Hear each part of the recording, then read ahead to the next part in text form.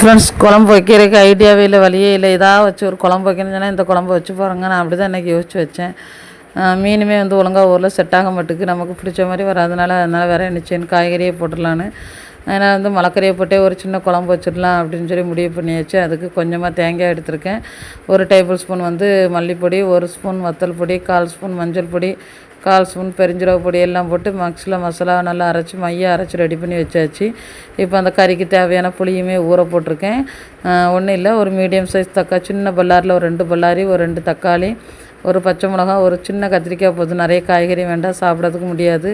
ஒரு குழம்புக்கு தான் அதுக்கு காய்கறி வேணும். அதனால் ஒரு சின்ன கத்திரிக்காய் 1, ஒரு சின்ன உருளைக்கிழங்கு திக்னஸுக்கு 2யுமே நீளவட்டில் எல்லா காய்கறியும் வெட்டி வச்சுக்கலாம். கொஞ்சமாக கடலெண்ணெய் சேர்த்து அதில் கருவேப்பிலை எல்லாம் போட்டு நல்லா பொரிஞ்ச பிறகு வெட்டி வச்சு இந்த காய் எல்லாத்தையும் போட்டு நல்லா அழகாட்டு வதக்கிக்கிடலாம்.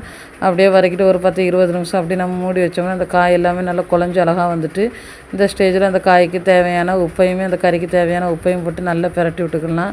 ஆல்ரெடி நம்ம மசாலா முதலே அரைச்சி ரெடி பண்ணி வச்சு அந்த மசாலாவில் புளியும் பிணைஞ்சி ஊற்றி ரெடியாக வச்சுருந்தேன்.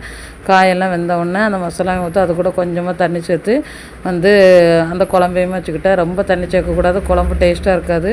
இது சின்ன ஒரு மீன் குழம்பு டேஸ்ட்டில் இருக்கும், ஆனால் மீன் இருக்காது. இன்றைக்குமே கறி இல்லை, இல்லைனா ஒரு காய்கறி எதுவும் 1-2 கிடக்கு அப்படின்னு சொன்னால் இதில் வச்சு செய்யலாம்.